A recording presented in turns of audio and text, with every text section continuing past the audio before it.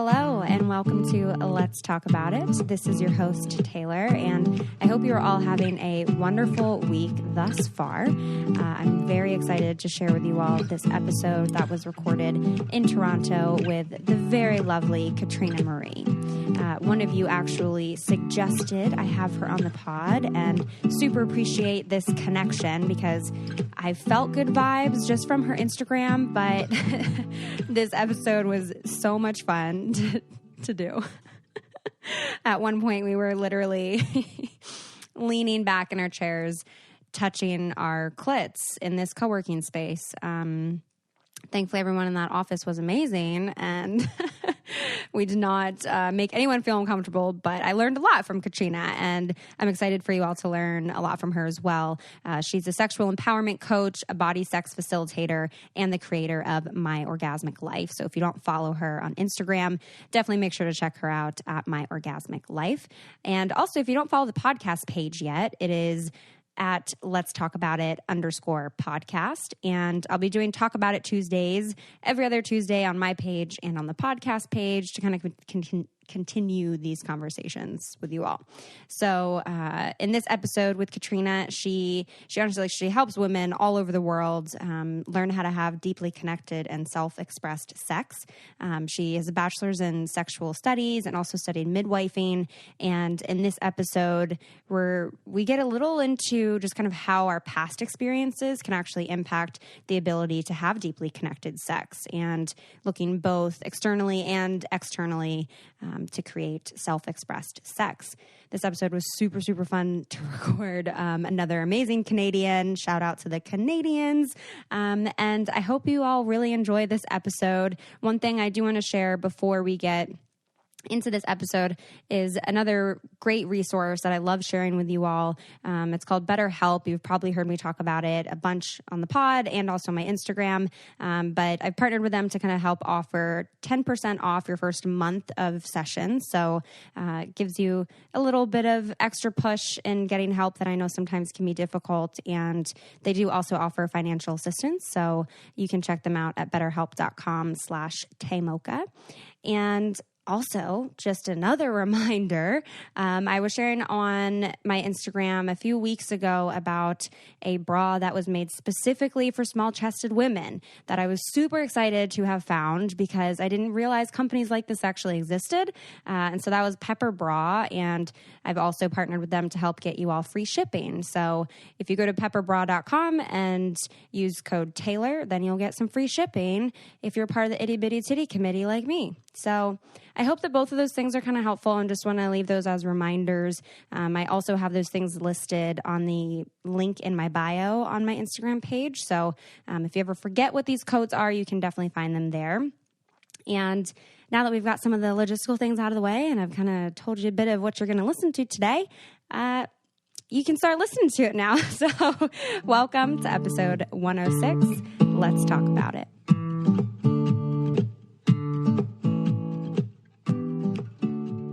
All right. So welcome to the show, Katrina. Thank you so much for coming in to chat with me today. I'm so excited. Thanks for having me. Yes. And I have to say, when I first found your feed, I just felt like, oh, she's like a vibe, right? Ooh. I was like, this is such a specific like vibe and energy that you had that I was just like, we're going to have a great conversation. Yeah. Sometimes I forget how amazing the conversations I get to have every day. Yeah. And then you go to like the bank or something. And you're like, Yes. I feel like I'm dying inside. And like, I can't stop yawning.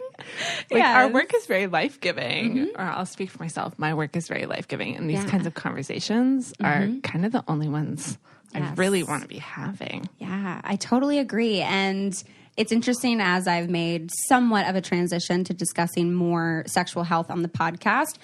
Part of it was, just the fact that it's less talked about than mental health. B, the fact that it's something a lot of people feel shame around.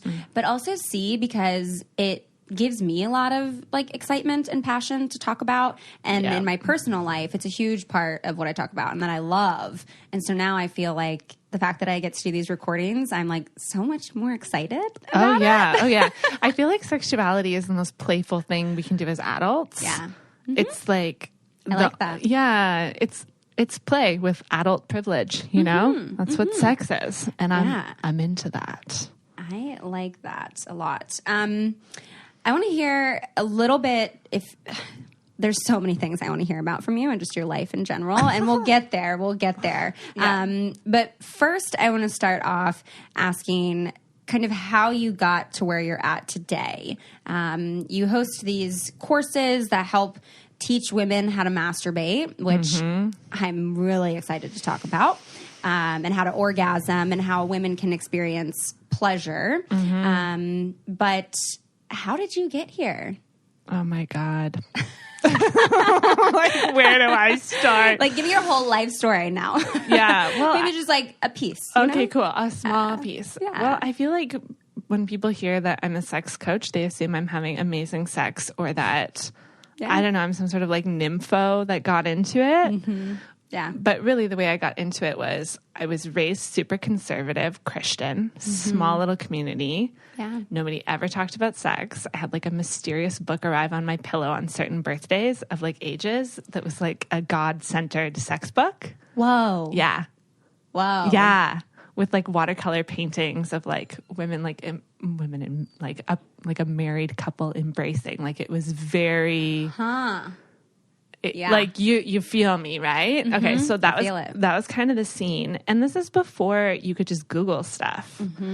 And literally every part of my sexuality and even my reproductive system were kind of shrouded in mystery. Maybe because I was shy to ask about it. That's a part of it. But do you put that on yourself, though? Because you were a child. Totally. An adolescent. Totally. You can't put that on yourself. No, it's definitely a concoction, you know? And so, you know, I remember looking in my cousin's underwear while I was babysitting to see if she had discharged because I thought there was something wrong with me. For sure. No, I feel like every woman has been there. Just like that little peak when you're like a teenager, right? Yeah. Of like, wait, oh, they have that too? Yeah. Okay, cool. Yeah. And this whole thing of just, am I normal? Yeah. Is this normal? And, the thing that happened for me was when I was probably 18, 19, I stopped wanting to have sex with my boyfriend at the time, which didn't make really any sense to me because we were like super into each other. And you guys were together or had been having sex for a while? Oh, God. When was the first time you had sex? I was 16.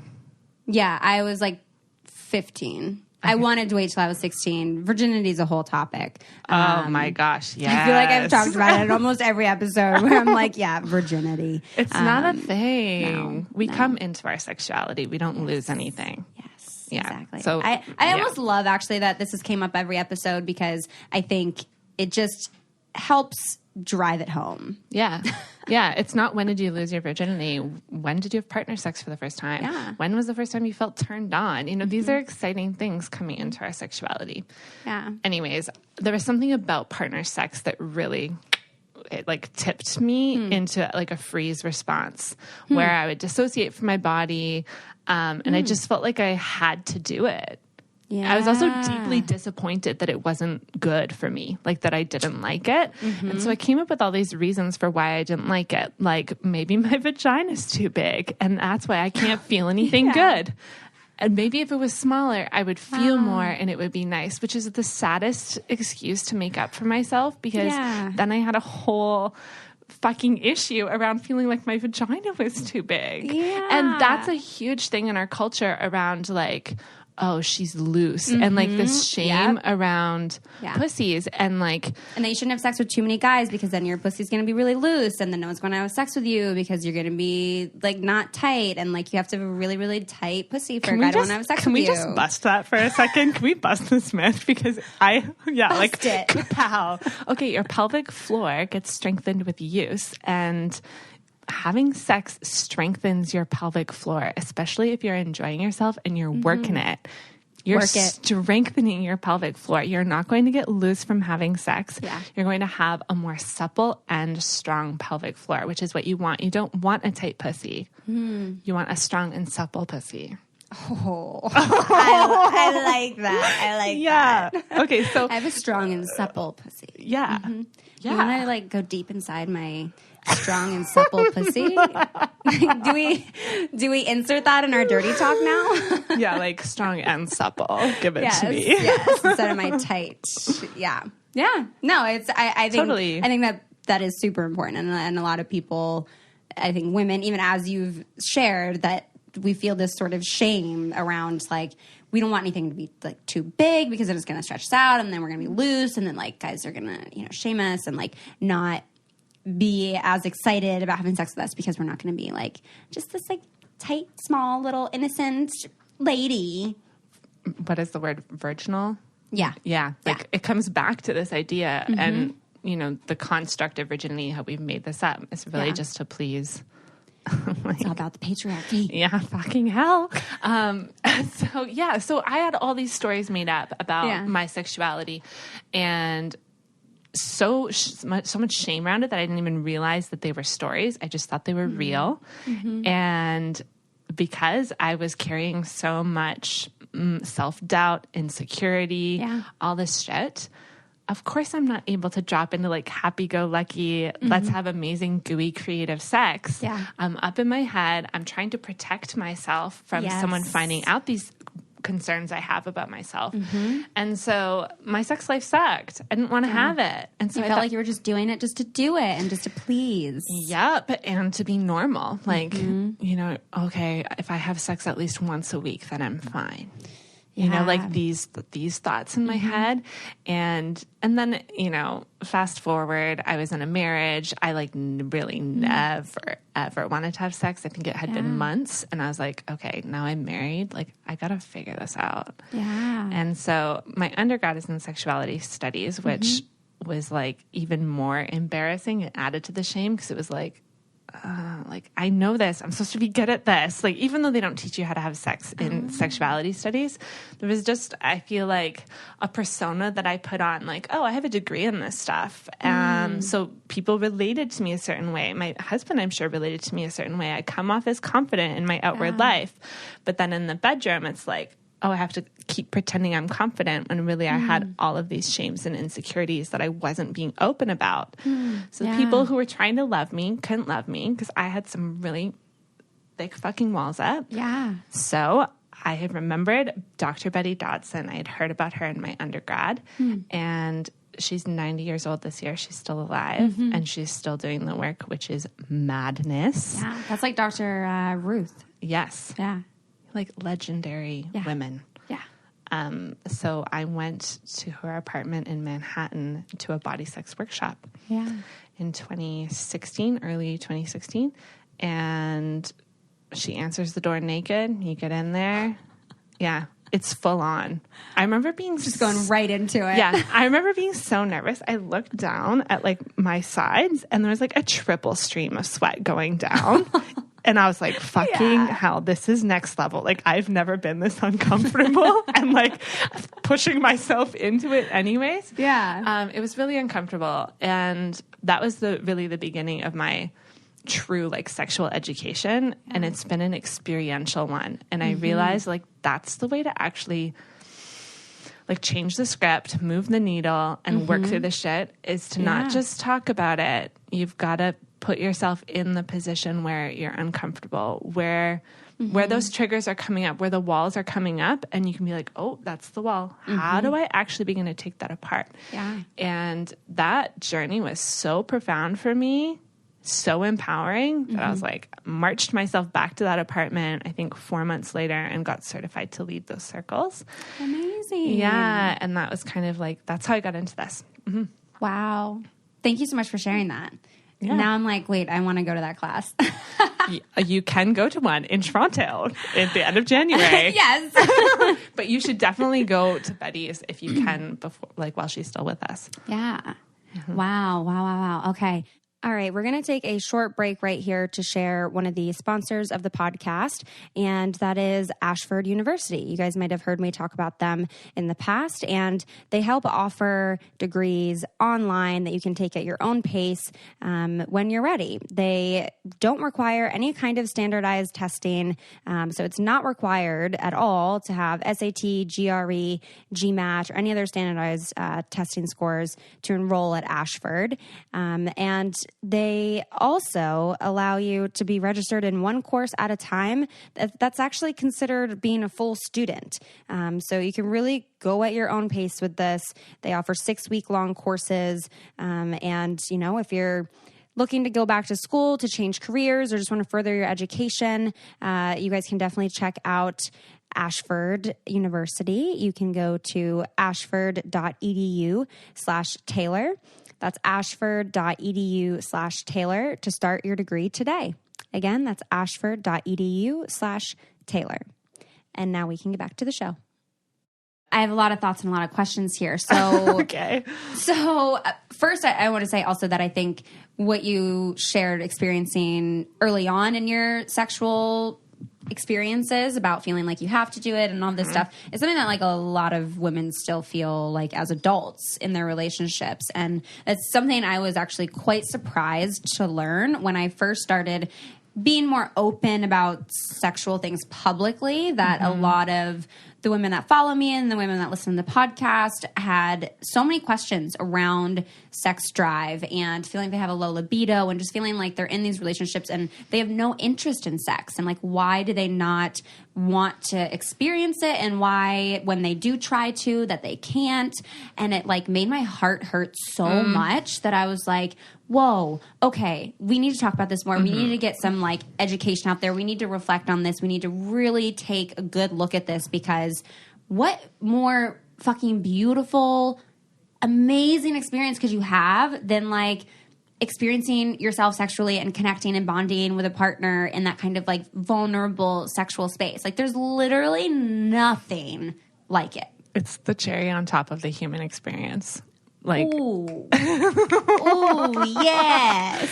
You know, like, yes. Life is like kind of intense. Yeah. Not sure if y'all have noticed. And not to go back to the virginity thing, but it's not the cherry popping of life. No, this is like the sprinkle. This is like the icing. This is dessert of life. And, you know, adulting can be like kind of relentless. Yes. And there's no end to it. And I think our whole culture, and if we go back to like the patriarchy and other systems of oppression, like capitalism, you know, this idea that we have to keep going, finish the long list of things to do before you deserve pleasure. Oh, yeah. You know, that's really plaguing us. Yeah. And in order for us to actually tackle the long list, we need to take breaks for pleasure and to actually figure out what pleasure means to us and how pleasure can serve us based on where we're at. Yeah. And people, I think, see a lot of porn because this is where we get our education. Yeah. And I don't know about you, but after like a long day where I'm exhausted, do I want to perform like a porn star? Well, let's be real, I never want to. But like if you think of like the realness of what people are dealing with, they're tired, they're managing a lot of things, and then they want to feel sexy. And when they think of that as sex, it's like, that's not for me. That doesn't serve me. I don't want it. I'd rather just not do it. And we shut down this whole system instead of, you know, we just have very limited ideas of what sex is. Yeah. And so then we don't want to do it. Yeah. And a huge part of that even is this whole notion of performing. And that I think that plays a big part, that it's like, if you're going to be intimate, that means you have to start performing, right? That your sexual experience is like you got to put on a show for your partner and you have to make it a really great time, and we're going to be so loud and we're going to orgasm everywhere and we're going to come everywhere. And like that is a lot of energy and work you have to put in. And especially if what's coming up in your head, even perhaps unconsciously, is like these images of porn and, you know, all of that, like that is literally a performance. And like one of my favorite quotes that I've seen many sex educators and sex therapists share is just this thought that sex is not a performance. It's an experience. I don't know if you've heard this from someone before, and I forget where I heard it originally, but you wouldn't learn to drive by watching Fast and Furious. Why would you learn how to have sex by watching porn? You would hurt yourself. Yep.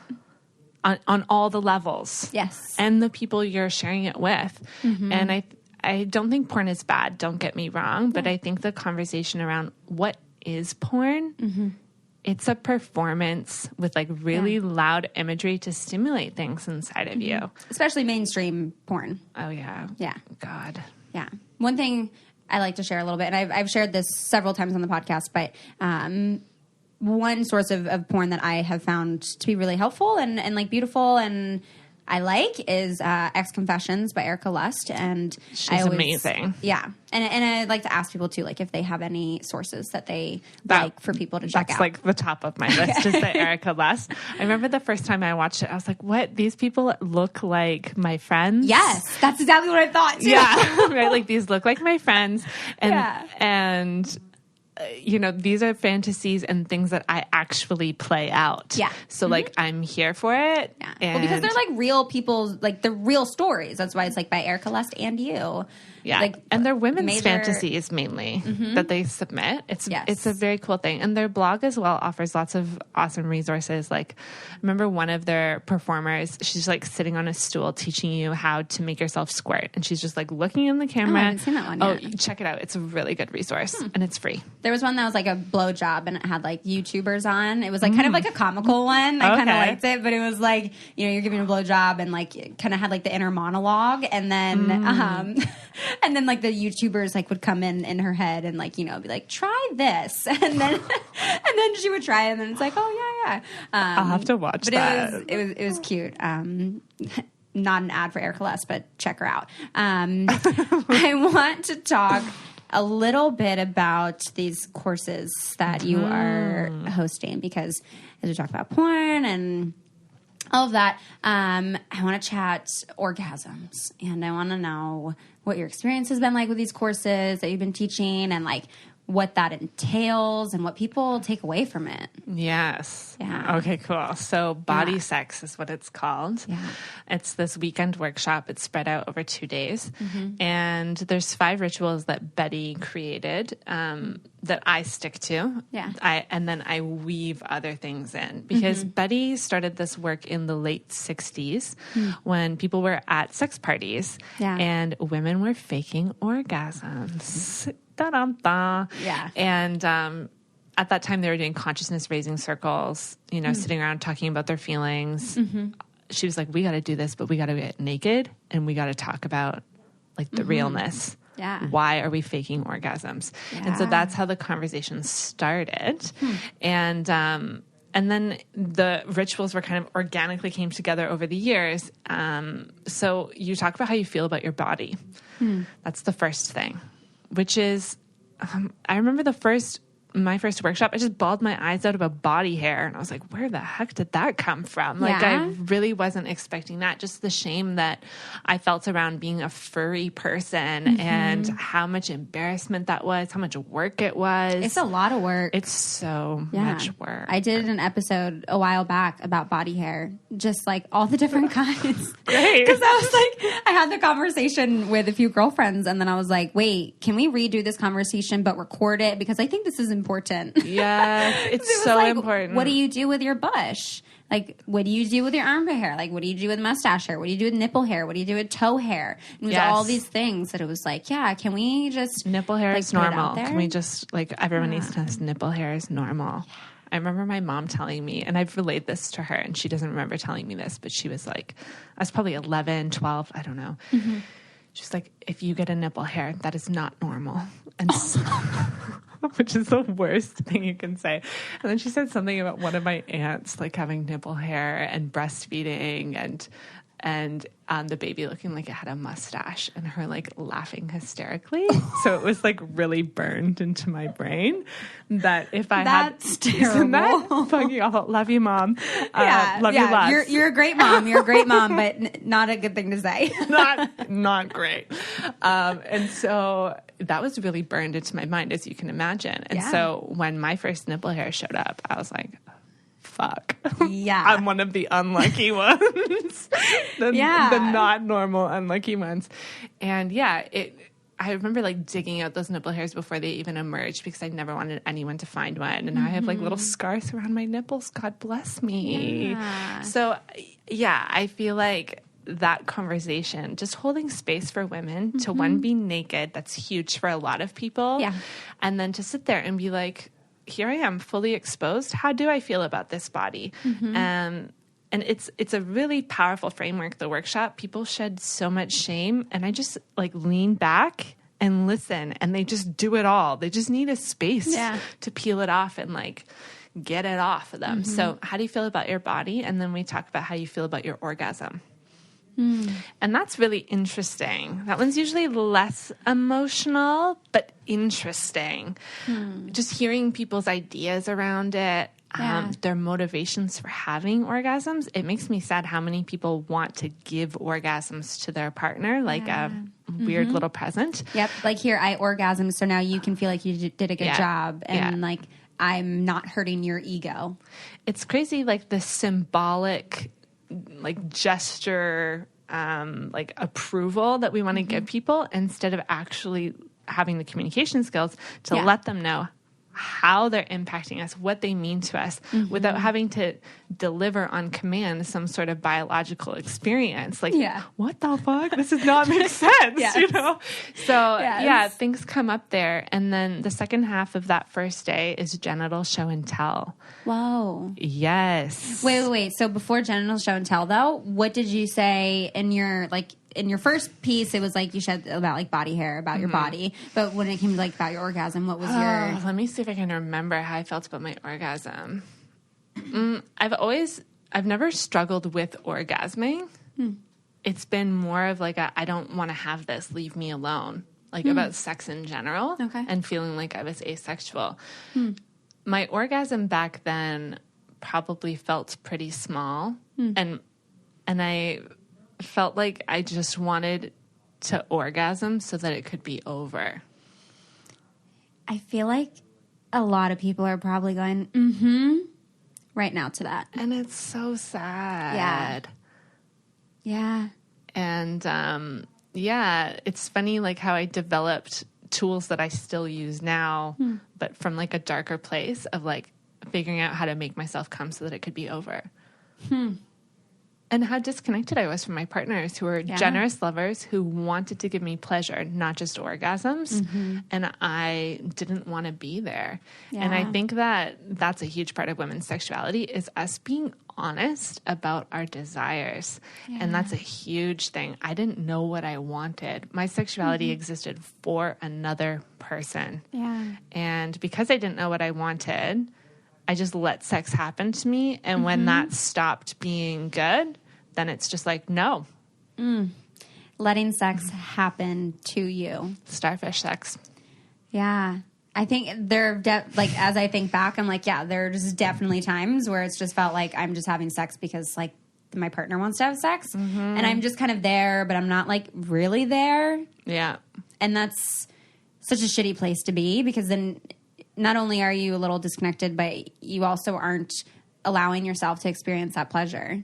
Yeah. And you have to be vulnerable in that. And it's like you have to reach a place in yourself to like gain that courage and gain that confidence, right? To be able to even be open to experiencing that pleasure. Yeah, it's a real catch-22. Like you got to figure out how to be open so you can show up. Yeah. And that was really hard for me. And the whole thing with Bodysex is repairing the foundation of our sexuality, which is our sexual relationship with ourselves. Yes. And that's it. Like if you've got a big crack in that and then you throw partner sex on top of it, shit's going to get messy real fast. Definitely. Yeah. And so genital show and tell. It's like kindergarten, but weird. Like inappropriate for kindergartners, maybe. Yeah, totally. Although I do think that they should, maybe not in kindergarten, but I think that we should show people vulvas. Like we should show children vulvas. Betty has these images that she's drawn. She's a classically trained artist and she's so talented. So I have these like large laminated drawings of vulvas. I should have brought them today, actually. Damn it. Maybe we can attach some of them and put them in the show notes or something people can see a vulva gallery. Definitely. And send me some pictures and I'll share them on my stories. Amazing. Awesome. Vulvas. We have not even been given the right name for our genitals. I mean... Vaginas. That's not the outside part. That's the inside part, just for anyone wondering. The vulva is what you see on the outside. Yeah. And it was funny, a friend asked me the other day because they have, I think, a toddler. And they're like, what do I call it to her? Vagina? And I was like, well, on toddlers, you can't actually see the vagina. The vulva is closed until like you hit puberty, for the most part. Like if you just looked, you would just see outer lips. That's the vulva. So call it the vulva because that's what you're dealing with. And as they get older, tell them more about it. But it's a vulva. And I think labiaplasty, when they trim the inner labia, this is like the second fastest growing plastic surgery in the United States right now. Are you serious? I kid you not. That was a stat from, I think, like 2 years ago when I first started looking into this. Yeah, it's a real problem. And wow. Yeah. I remember hearing about this like when I was probably late high school, almost to college. And like I have larger labia. And I remember being like, oh my God, people like cut your labia. And I was like, from what I had heard about that was that like a lot of people were doing that in porn, like to make it like less, I don't know, just cosmetically. I don't even know the actual reason why people would do it. And I just felt like, I was like, oh wait, should my like labia not be like this? Like, is it ugly? Is it wrong that it's like this then? But also like that is such a personal, like special part of myself. Like what would that even mean if someone like did that? Yeah. Like that's hella personal. It's hella personal. Yeah. And it's also on top of, the labia is the part of your skin that's on top of the female erectile network. Yeah, this is I don't know that I know what you just said, but okay, I think amazing. I agree. Okay, great. So your clit isn't. We're used to just seeing the head of a clit. Yeah, but it's really okay. I'm so glad you're bringing this up because literally, like a penis and a vulva or whatever, like the male female parts are like the same. But the males is just pulled out. All creatures, regardless of gender, on that whole spectrum, have the same amount of erectile tissue. Don't we all start off as girls? As female? We start, yes, it like changes. Why did I not bring anything? I should have brought all of the things because I recently acquired a minivan, which is hilarious. And it's full of my pelvis, my internal clit model. Amazing. Okay. I hope nobody breaks into my van ever, but if they did, it would be so funny. They're going to get educated. Yeah. So at 12 weeks in utero, that's when the genitals start kind of differentiating. Yeah. And so we have legs. Female-bodied people have legs, bulbs, and then the urethra, the part that you pee out of that goes up to your bladder, that goes along the vagina on the roof of the vagina, and it's also wrapped in erectile tissue. So the G spot was named after whatever his name is, Dr. Grafenberg. Whatever his name is. Him. Yeah. It's names matter because when we call something a spot, how do you stimulate a spot? Very differently than you would stimulate a tube of erectile tissue. And so at very best, he could have named it the G-tube. That would have been way better. I want you to hit my G-tube. Hit my G-tube. Stroke that G-tube. Milk that G-tube. We should make sex education dirty talk. Yeah, that's honestly what I'm thinking. Okay, great. Yeah, I want you to rub my strong and supple. What did we say? Pussy. Yeah. My strong and supple pussy. Vagina. Yeah. We need to change dirty talk a little bit. Dirty talk is a whole other topic that I want to help educate people on, and I want to learn more about. But G-tube. Yeah. So it's wrapped in erectile tissue the same way the male urethra is wrapped in erectile tissue. Makes sense? Mm-hmm. Okay, yeah. So all of their erectile tissue is mainly existing around their urethra. Our urethra instead bent and went up in our body, while the rest of our erectile tissue stayed flush against our against our body. Does that make sense? Mm-hmm. Yep. So yeah, we've got the same amount of erectile tissue, and God bless, I'm sorry, I don't remember her name right now, but this Australian OBGYN, she discovered it fully in 1997. Wow. So there's a reason we weren't taught this. I was 7 years old in 1997. Yeah, like... I can't do math, but I think I was like 4. Great.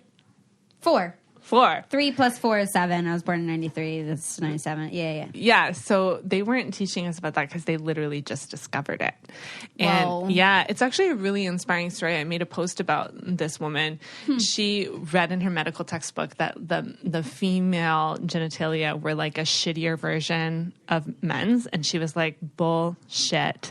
And so she got 10 cadavers and like actually discovered the internal clitoris, like our erectile tissue. Can you believe they didn't care to, like, they didn't bother to do that with all the other cadavers? They never like looked at our genitals to find the erectile tissue. It's right there in our body. Absurd. What the fuck?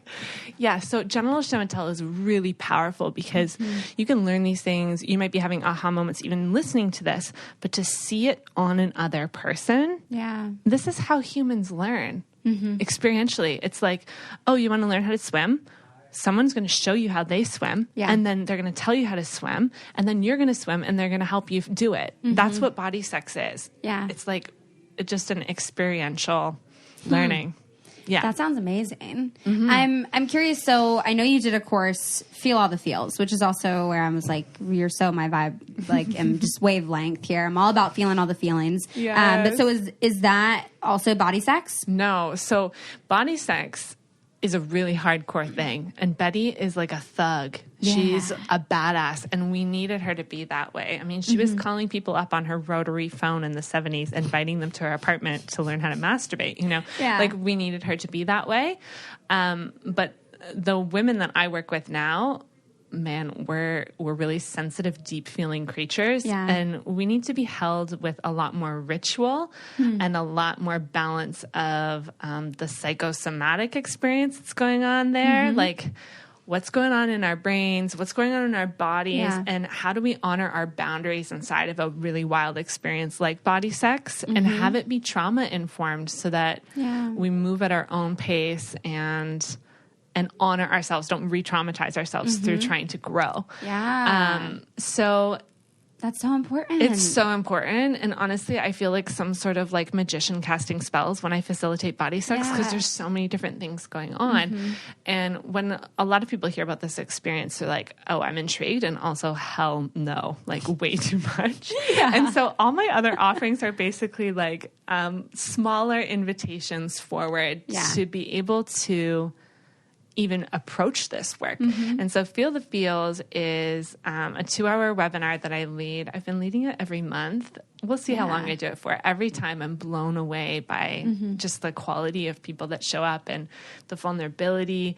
And the whole idea behind it is we need to understand our nervous system, which is the part of our body that feels. Yeah. And when we actually understand how brilliantly our bodies are designed, like I think it's 80% of our nervous system is actually sensing, our organs are sensing outward to see if we feel safe. Yeah. And then sending information up to our brain. So it's not like a brain down to send to feel the feelings. It's organs sensing out and sending information back up to the brain, which is really interesting because they're all sensing if our environment is safe. And this is the link between women's libido that is so important. When we don't feel safe, our nervous system is in a place where we're not going to get turned on because we don't feel safe. And there's lots of reasons to not feel safe. And trauma isn't actually when something bad happens to you. Trauma is when your nervous system responds to bad things happening to you or feeling unsafe. So you feel unsafe, your nervous system kicks in. It'll either mobilize you to get out of that, or if that's not an option, it'll freeze you. It'll even like start making your breathing more shallow and shutting your organs down so that you can survive being small and very still for as long as possible so that you can then mobilize and then probably shake things off. Literally, they do this in the wild and burn off those hormones that were just flooding through you.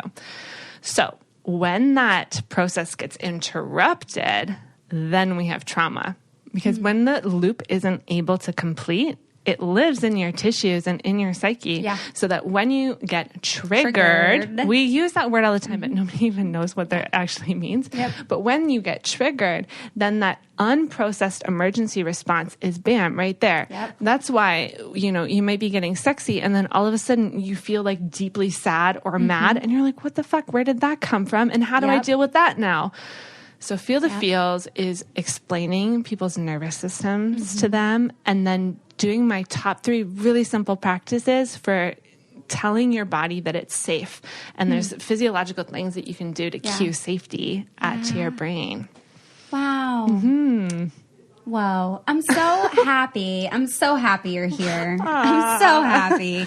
The safety piece is just discussing this is providing a lot of validation for myself. In my last relationship, and I've been doing a lot of reflecting about this in general, and one of the biggest areas of feedback, perhaps more criticism than feedback, not sure, that I received, I remember he wrote me this very long letter, right? And it was like a letter of how we just kind of figure out like what the fuck we're doing. Like neither one of us are unhappy, all this. And a huge part of his letter to me was basically like psychoanalyzing me and had this, literally the whole thing was basically about my deep-rooted need for security and for safety and how that is like essentially fucking up our relationship because I wasn't and I mean that's not what it said, but like that's my interpretation. That it was, even from like needing to lock all 3 of the locks on my door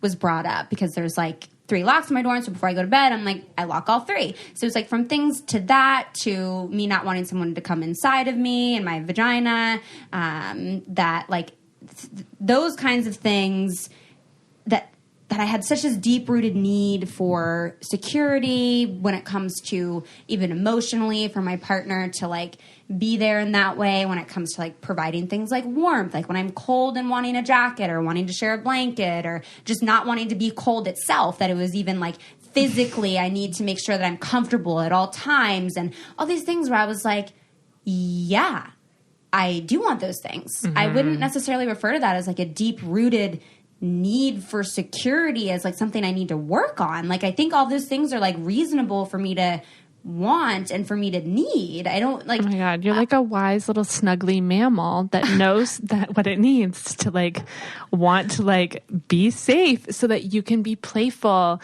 and self-expressed and all of these things. And the fact that you know what you need in order to feel safe should be celebrated instead of held against you. Yeah. And I think it was more like he was trying to challenge me on those things to like not need them. And I think for me, I'm like, no, I don't know. I definitely tried to look at those things, right? And I tried to be like, okay, yeah, like how can I grow from some of this? But a lot of it was also just like, and I shared this letter with like my friends, my family, and my therapist. And it was just kind of like, yeah, those are things that like you like that's not a lot to ask for, to have someone that like provides that kind of emotional consistency and connection and security there. That like I think I've tried to challenge myself to not need security and to not need commitment in order to be intimate with someone and to be able to share a space with someone. But I think that there's only so much you can do with that. Like you do need a certain level of trust and safety in order to be vulnerable. Like otherwise that's where are your emotional boundaries for yourself? Like otherwise that just is you not actually respecting yourself and your needs by just being like, yeah, we're just here. We're just going to be in it. Like that doesn't seem respectful to yourself. And I went down that path and then I was like, wait, no. Like these things, like that's okay for me to have that as a need, that need for security in order to like really commit myself emotionally and sexually, which was also a large part of this letter, right? Of wanting me to be more like open sexually, for things like cum, I suppose. And I love that you brought up this safety thing because it makes me feel validated in this. And I think it also likely is very validating for women who are kind of stuck in this like very toxic hookup culture and feeling like they shouldn't have any expectations of their partner that they're being intimate with, and that they just have to kind of like set their needs aside and just, you know, wait for the man to pursue you. And like when he's, you know, you're just kind of waiting around for him to like commit to you kind of a thing. But like, no, like it's okay for you to have that desire and have that need for safety and for security. And I think a lot of that comes with like communication. Yeah. I think the only time that gets toxic is when you're asking people to give you things that you don't know how to give yourself. Does that make sense? Yes. Like, I agree. I think that's where if it was like, you have to come to my apartment every night and tuck me in and lock all 3 locks, I'd be like, yeah, Taylor, grow the fuck up. Put your big girl pants on. I wish that's what I was asking of him. Right? Like that would make sense. Yeah. The same way that, you know, if they have to perform like excessive rituals in order for you to feel safe to be sexy. Yeah. No, it's very simple things. Like, can you share a blanket with me? That's so sweet. Okay, well, good thing you're not dating this person anymore. And yeah, but now I struggle with accepting niceness. Oh, yeah. Which I did before. But like with receiving love or just niceness? Just like the nice. But I think, I don't know. I literally just in my last recording too, we were discussing the whole concept between like men and women and how we're both raised with this like the concept of the nice guy finishes last, but then also like the boy that's throwing sand at you on the playground likes you. Yeah, it's weird, right? Yeah, so it's like we're taught these super like inverted, toxic, weird, unhealthy versions of what men and women are and how they show and like experience love and affection. Yeah. And my first relationship got like very verbally and then physically abusive. And so I think that's where a lot of it stems from for me, of just like this niceness. And my mom never had like the healthiest relationships. And so a lot of that just wasn't modeled, right? Like I didn't have a model of that. And now in my early 20s, I've been able to see a lot of that love and that respect and safety and communication and all of those things in my, I like to refer to him as like my chosen father. His name's Rob, and I was his practice daughter, and Rob has been on the podcast before, and I've shared a lot about him. But yeah, like him and his partner, Leonore, like they just have this amazing relationship, and their kids are just absolutely wonderful, and I'm like, I just love them so much. You have like little adopted parents? Yeah. That's really cute. A little bit, yeah. Non-blood related, but like he's basically like been in my life forever, and just, you know, I think in a way he's almost reteaching me some of those things of dating and how a man should show up in your life, and just asks me like really good questions to focus on when it comes to dating. And a large part of that is like processing that niceness, at least for the last few months for me. But yeah, I don't know. It's a whole thing, but I really do want to chat a little more about orgasms. Let's do it. Because I have questions about orgasms. Please ask me all your questions about orgasms. You know what? Maybe a good segue that is to roll into, I can talk about day 2 of the workshop that happens. Okay. So genital show and tell takes a while on day 1. So that's really all we get done on day 1. Mm-hmm. Day 2, I teach the women the rock and roll method, which is Betty's method of masturbating. All I picture is like a guitar, and you're just like, she's so nuts. I love her so much. She would name it the rock and roll. Yeah. And they've studied this. I forget the study. They studied at least 500 women who were anorgasmic. So that means they haven't had an orgasm in at least 10 years. And some of them would have never had an orgasm. So that's kind of the definition of anorgasmic. So they took these women and clinicians taught them the rock and roll method. And then under the supervision of a clinician, which that blows my mind, 93% of these women were able to have orgasms. How? What are they doing? Using this method. They're doing the rock and roll method. So, I mean... under supervision. Yeah. I have to read the study again because that part like weirds me out a little bit. Did you watch I wonder if it's just like a camera, you know, and like someone's like watching. Or they're in like a room and maybe there's not a camera, but there's like a sound thing where they can ask questions or something. I don't know the details. Maybe like, they have like little things on their body taking data. Oh, did you watch that show, Masters and Johnson? Masters of Sex? Yeah. Yes, on Showtime. That was fantastic. Yeah. And they really are like the pioneers of studying sex. It's very inspiring if you work in the sex field. Anyways, the important thing is that 93% of these women were able to have orgasms. Then they weren't having orgasms before. So it's a really effective method. And it's really good for you to learn it experientially because it's really hard to explain these things. Just like it's hard to teach someone how to swim on a podcast. I wouldn't do it very well. Very, very true. But I'm also really But you're like, try. tell me. Yeah, okay, great. Yeah. So, and also though, for people that like want to get more into it, this is like you offer this online. Yeah. Yeah. Okay. Yeah. And sometimes I review sex toys on my Instagram and I'll take a drawing of a vulva and I'll like show you how to do the rock and roll method on a drawing. Amazing. Yeah, because we can figure this out. Yeah. We don't have to get naked together and masturbate together, although it's really fun. But I will teach you on a drawing. Yes. So the rock and roll method is mainly okay, so you're using a magic wand. This is like the Bodysex Classic. Do you know that like iconic microphone-looking vibrator? Yeah, I've never used it before. Okay. It seems like, I'm not gonna lie, it's intense looking. Kind of intimidating. Yeah. Yeah. You can use this with first. When I first saw it, I was like, am I supposed to insert that? That's everybody's question. You don't put it inside you. Yeah. Thank God. That would be insane. Because there's like, it almost is like this big thing at the top, and there's like a little like space, right? And then it's like the whole handle thing, and it's like you need that whole handle. I don't know. The great thing about the handle is that when you're holding the handle, since it's so large, one, you don't have to like, you're not going to get like a wrist cramp because it's so long. True. Okay. So it makes it accessible, and it also you don't feel any of the vibrations in your hand, which is nice. That is such a good point. Yeah, and it's also like a really powerful, hardy machine that will last you for life. I don't know how you feel about sex toys, but I feel like so many of them are made so poorly. Well, yeah.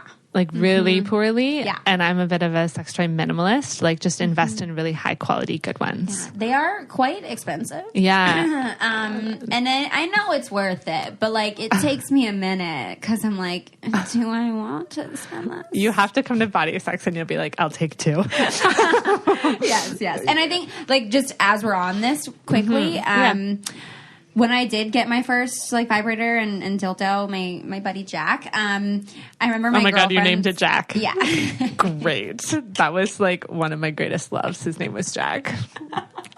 Yeah. Okay. Sorry. It's okay. But I think there's this fear for people who have never used toys or perhaps are just like unsure about masturbating that if they use a vibrator that it's going to like throw off their stimulation on their clit and that like they're not going to, it's going to like desensitize them, and then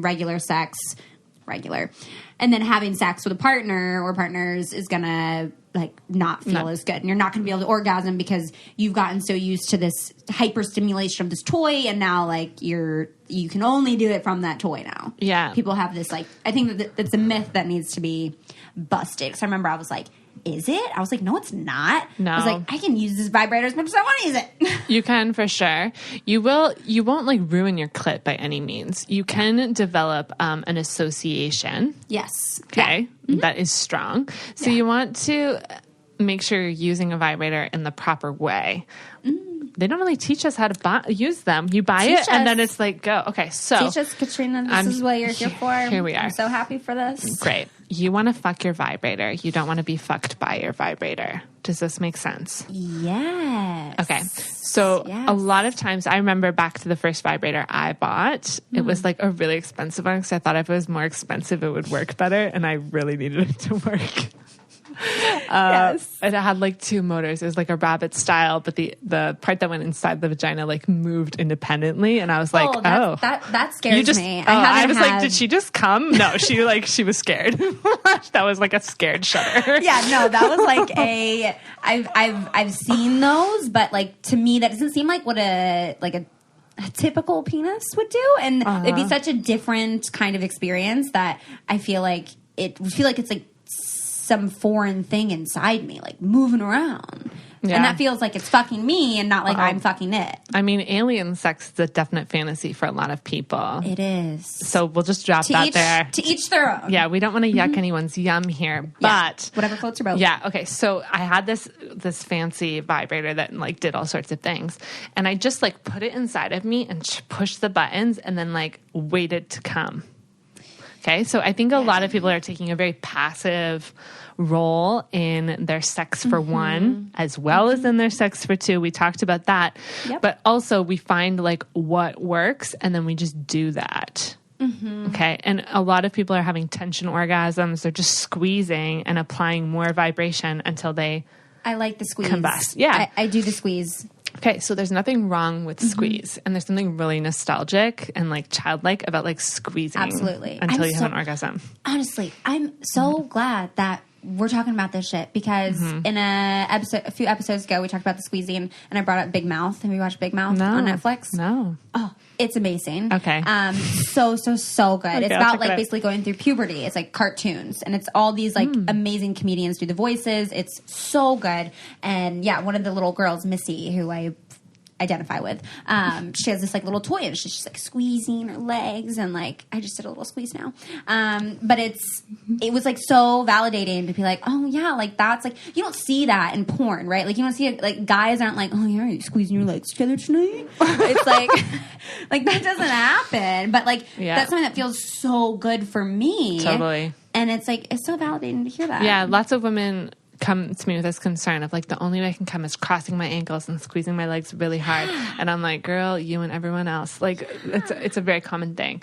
So what the rock and roll method does is you take these good things and you learn how to work for them instead of having like a monotoned sex experience with yourself of just squeeze till you come. So the rock and roll, you're rocking your pelvis. I wish. Yeah. Okay. Some like movement, you know? So you're moving.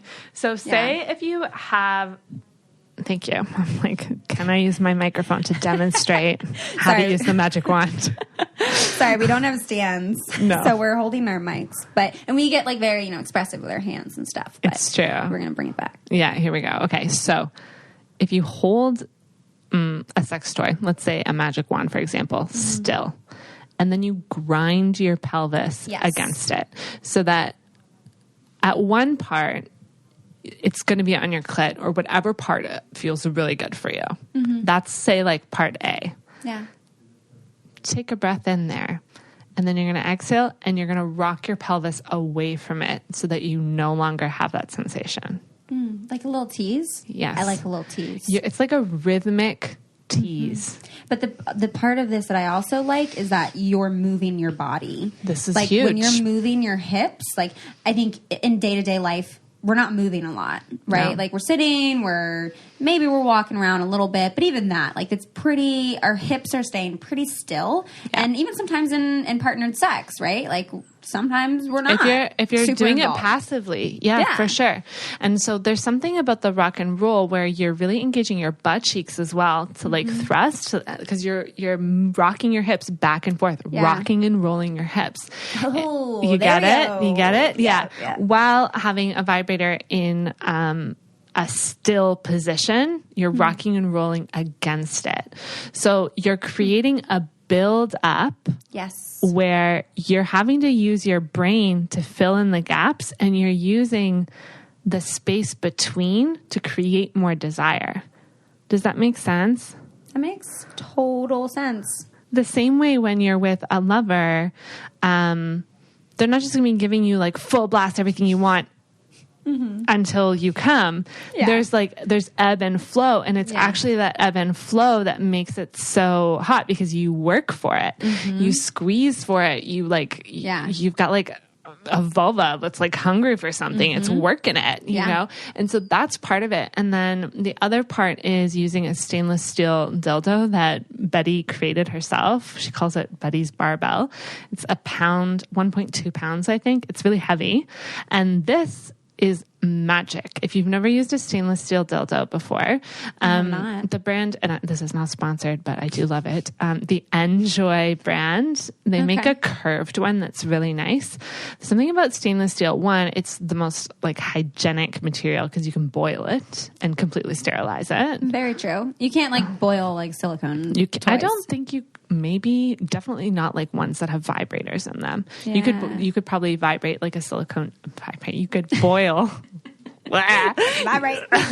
You could probably boil a silicone dildo. Do you know what? Just look at the box of whatever you buy. But for sure, read the instructions. Yeah, the cool thing with using like a stone dildo, like a crystal one, those are all the rage. I don't actually.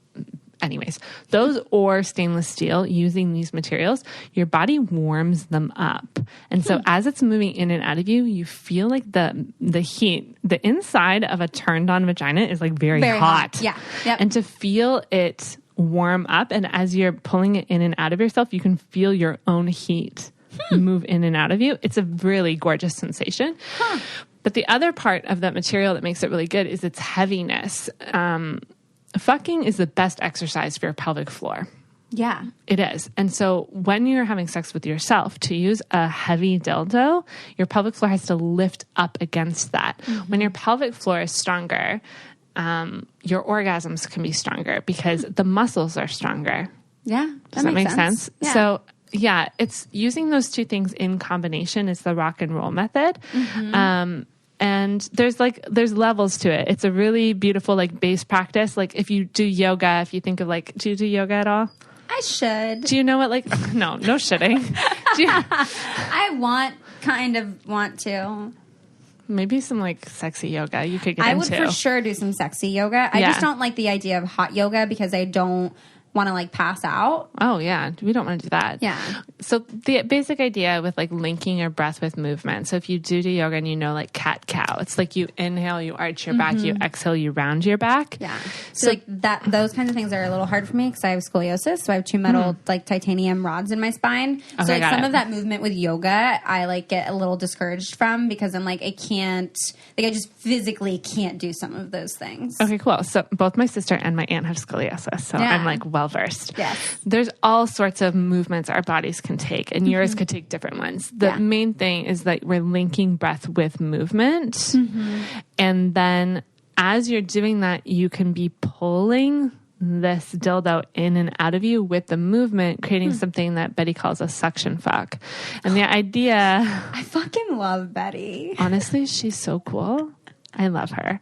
Fucking love Betty. Yeah, the suction fuck. So the idea is if we think of it from like a heteronormative model of like penis vagina, that it's actually the penis moving out of you that feels good for a penis. And if you are sucking the penis inside of you as it's pulling out of you, you're creating the suction fuck. Okay. That is like really great. It's basically you're giving a hand job with your pussy. Yeah. Does that make sense? Yeah. So you want to be sucking. Well, sucking that's like, as it's moving out of you. That's like why blowjobs feel good. Yeah. So figure out how to do that with your pussy, yo. Yeah. By yourself on your own time. And it feels great. Figure out how to do that with your pussy, yo. I did. And I love it. I love you so much. I really love you. Great. Thank you. I'll just let that in. But really, like, I think suction fuck. A suction fuck. Okay. And using our masturbation practices to be like dynamic and exciting and to build into experiences. I think we're like eating the equivalent of candy in our sex for one practices, where we just give ourselves everything we want really quickly. And when we don't have to work for something, we don't enjoy the result. True. It's like everything in life. If you take your time to go slow and to like, first really build the desire for something. Yeah. And this is another part of the genital show and tell that is so important is most women don't know the shape of their own boner. We get erections just like every other person with a penis. If we don't know the shape of our own erection, how will we know when we have an erection, when we're actually ready? Do people, if you're listening, do you even know what you need in order to get an erection? Like what turns you on? And when you say like erection, when you're someone with a vulva, that's like your clit expanding? Yeah. So there's a bunch of components of it, which is why kind of the best way to describe it is the female erectile network. Yeah. So that is the head of the clit, which you're probably familiar with, the shaft that goes up towards your pubic bone. Which is on the inside. Yeah, which is underneath of your skin. And underneath, usually for most women, underneath a hood, there's like a hood that goes over your clit. That's like where when you push it, like while you're getting fingered, it feels really good. Oh, for sure. So like if you even take your finger to your pubic bone and you go like back and forth above your clit, it'll feel like there's like an elastic band underneath of your skin. Okay, hold on. We're in like a recording studio feeling our clits We're in a over our co-working pants. space and I feel the bone. Okay. So if you're listening, please do this with us. Yeah. Okay, We're so like if slouched in our chairs with our legs slightly spread apart and I'm trying to feel for this bone. I know, I'm like wearing jeans, so it's not super easy. But if you find like where your clit is and then you just go up above it and then go side to side and you'll feel it feels like a rubber band kind of like underneath. Yeah. Do you feel that? It's like, that's the shaft of your clit. Yeah. I'll send you an image so you can put it in your stories. Yeah. Okay. So you have a shaft that goes up and then from there you have, it looks like a wishbone, like a double wishbone that extends down. You've probably seen this. Yes, I have. Okay? I have one of these little toys. Okay, great. Yeah. And then there's the perineal sponge. So your perineum is the part between your vagina and your asshole. That's also erectile tissue. That's also what men have, and they like, right? That little piece of skin between their perineum, balls, their sack. I'm trying to be like professional here. You're good. I'm just saying balls. Between their balls and their anus. the butthole. That between those, there's that little spot, and that's like gold right there. Yeah, so both of us have erectile tissue in between. Yeah. Theirs is a little bit deeper in between. Ours is more closer to the surface. Okay. But that doesn't matter. Stimulating that area leads to massive pleasure. This is why people can have anal orgasms. Yes. Yeah. Oh, that's a whole other thing. There's so many kinds. Oh my God. So when you know about all of your erectile network and you can recognize your own boner and see how it's all fluffed up, there's an amazing book by Sherry Winston. She used to be a midwife called Women's Anatomy of Arousal. And it's a goodie. Yeah. And the images in there are really good. So if you have a vulva or love someone with a vulva, get yourself educated on the female erectile network. I think it's interesting. I think it's like even people with penises should also be educated in this area. And I think it would take a little bit of work just to get more comfortable around the language of this, because it's essentially creating almost like a gender fluid dialogue, because these words that we're using are highly associated with like the male concept, whatever. And that even using that language for heterosexual sex and with partners, that there might be some confusion around that. And there might be some like shame associated, some embarrassment associated with being like, yeah, David, do you even like see my boner? Like, right? Like, I don't know. This is why all women need to get out a mirror. If you're listening to this, please look at your vulva in a mirror and masturbate in front of a mirror and see how your vulva changes as your erectile network plumps up. Because it's incredible. But we call it a boner. Like a female boner. There is really no language. We're in like a new frontier. I guess we could make up whatever language we want. I don't love the word boner. Yeah, because I feel like I'm like a 14-year-old boy, like, I got a boner. Like a lady boner. People say that. I don't love that word. Yeah. But it's your erection. Yeah. So, yeah, you want to know about I'm just your thinking erection. about like our new like dirty talk language, you know? Well, like, it depends if I, on like, what send turns you on. Like, if I send like a sexy text, right, of like, I have such an erection for you. I feel like you could be like, my vulva is so swollen thinking of you that I could feel the ridges of my inner labia. Boom. That's your text that you're going to send to your partner, fellow vulva owners, having people to send to your partner. And you really got to figure out, what does your erection feel like and how does your body react, and then describe it. Yeah. Well, because your vulvas it's a swelling. Like I can tell, like if I'm super aroused, like it's just all swollen and like there's almost like a tightness or like a closeness of the whole area, right? Totally. Because it's swollen, that it's like everything's just like totally there. Yeah, and there's like a quality to the skin and like the silkiness of it as it plumps up because your tissues are changing. It changes so much. Yes. Changes so much. There's Vaginas such a difference. and vulvas are absolutely incredible. Yeah, they're so resilient. Hella resilient. Expansive. Yeah. Yeah. And beautiful. So powerful. So powerful. It's really good. Yeah. So I forget how we got on this topic, but back to vulva love. Back to vulva love. I don't even know. There's so many more things I want to. You want to talk about orgasm? Did we answer? Did we even get into orgasm?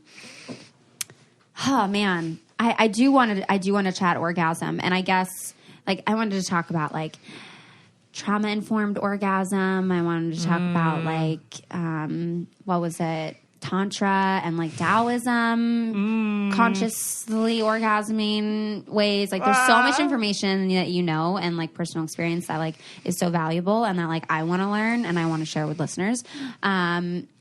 With the time we have left / don't because we already have gone over, but that I want to keep talking anyway.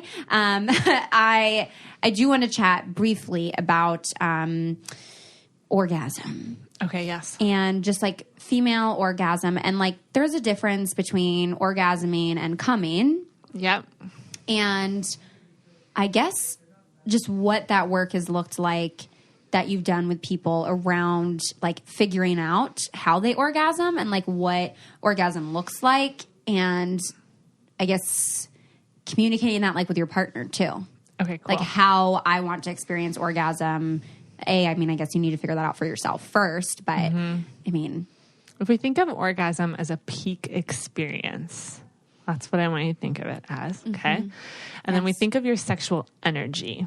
You know when sexual energy is involved. Oh, yeah. It's really powerful. You'll like wipe a day clear so that you can like get it on. Like you'll move plans. It's a very persuasive, powerful energy. Yeah. When that's moving through you, and you're building it through say something like the rock and roll, where you're building energy in a rhythmic way and you're feeling it expand in you. There's blocks to orgasm, like being afraid of what it's going to look like. Yeah. Trying to hold yourself in ways that like look hot. Some of the hottest orgasms that I've ever had, I've probably looked the most unhot. I'm literally thinking of one right now where like, I did not look good at all. And then I remember seeing like the look on his face, like when he saw me, and I could tell he was so turned on. Part of me wanted to like giggle a little bit and like laugh because it was like, but then I was also just like, I don't give a fuck. This feels amazing. And that's what, I mean, I don't know about you, but if I'm having sex with a partner, I want to witness them discovering new levels of feeling good they didn't even know possible. Yeah. Whether they need to like have their face contorted or be like, for like 2 minutes. Yeah. You know, like it doesn't fucking matter. Like I want to be there to hold space for you to like, for you to go there. I want to blow your mind. Yeah. And like, and that's what good partners want to do. So just remember that, and to really let yourself go there. Yeah. And to have a peak experience, it's about letting go of control. Oh, yes, it is. I think even I've attempted to like control like when and how I come because there is also like fear around that too of like, what is it going to look like? Like, am I going to squirt everywhere? Is it going to be a puddle? Is it going to be like more like a thicker type of texture of just like, I don't know what it's going to look like. I don't know what it's going to be like. And so the part of you is like kind of like trying to control that. But then you're also like, now I'm in my head and like now I'm not, now nothing's coming out. And now I'm like anxious about the fact that nothing's coming out, but it does feel so good. But okay, let me just not give a shit and just like feel it. And like if nothing happens, nothing happens. But like I still feel good. See, it's so interesting even hearing you speak because it sounds like you are accustomed to ejaculating in some sort of way with different consistencies. Yeah. Yeah. Like there have been times that it's like just like liquidy, but then there's other times that it's like creamier. Yeah. Yeah. Whereas some people might not have that. We all have different experiences of our own orgasm. And there's different kinds that you can have. So orgasm is peak experience.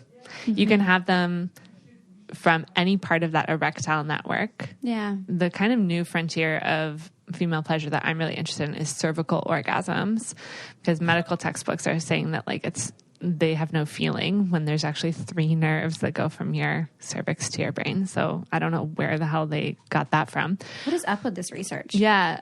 So cervixes have triple the power to light up your brain than the rest of your erectile network. So that's really interesting. Yeah. And then there's also energy sex. I'm leading a workshop in Toronto this weekend. It'll probably be past, but you should totally come. It's on Sunday night. You can bring your partner that you were telling me about. Very fun. Bring my man friends. Yeah. And he'd be down. Our brain is what's actually lighting up when we orgasm. It's not our genitals, right? So when you can use visualization and awareness of your energy, it's really interesting. I remember it was this past summer that I had my first experience of energy sex. Barbara Carellis, she wrote this book called Urban Tantra. It's amazing.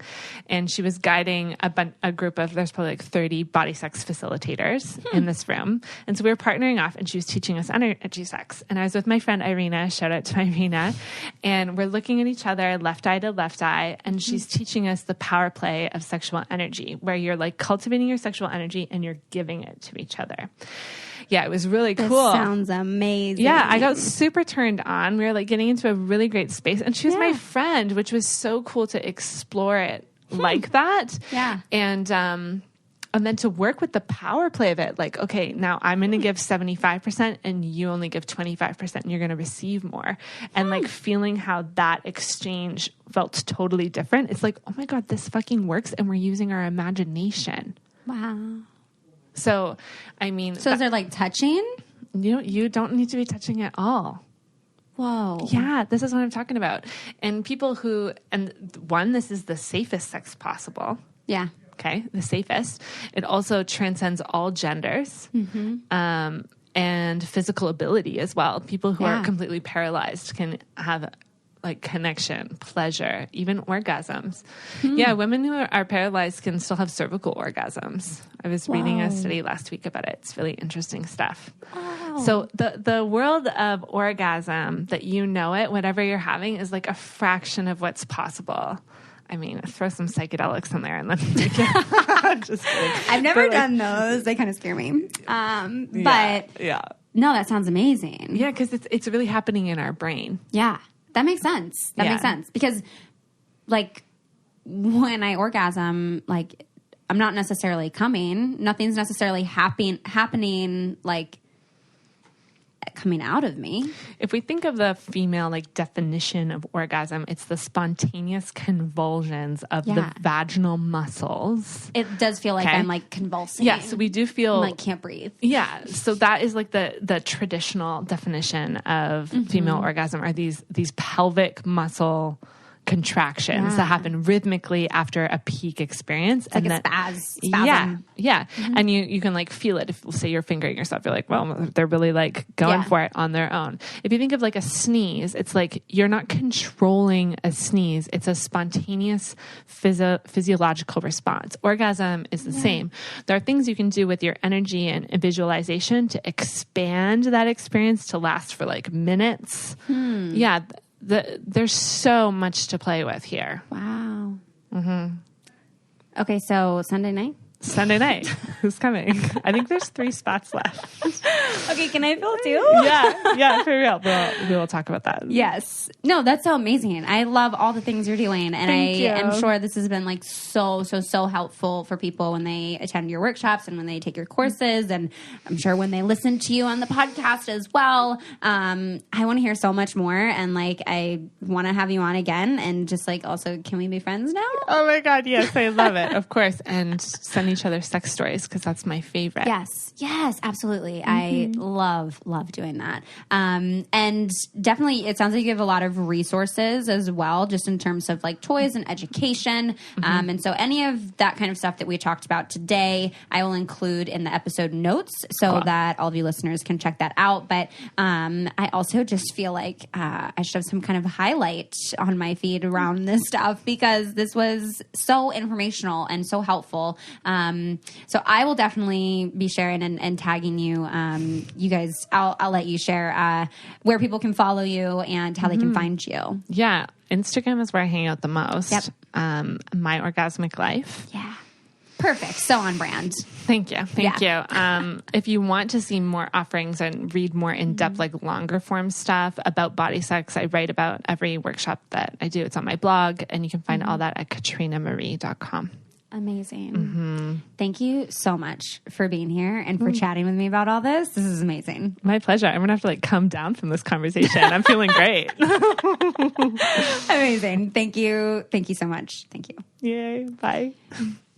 All right, that does it for today's episode. Thank you so much for making it all the way through and keeping your ears, your hearts, and your minds open.